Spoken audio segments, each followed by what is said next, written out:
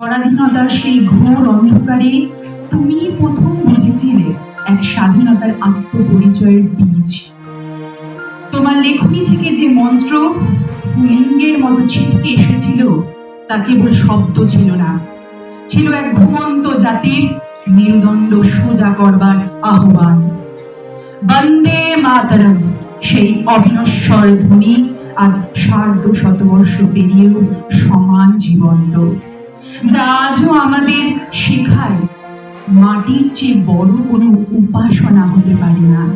তুমি এনেছিলে ভাষার এক আশ্চর্য রাজকীয় গাম্ভীর্য আর ভাবনার এক নতুন দিগন্ত, যেখানে এসে মিলে গেছে আমাদের ঐতিহ্য, বর্তমান আর আগামীর সমস্ত স্বপ্ন।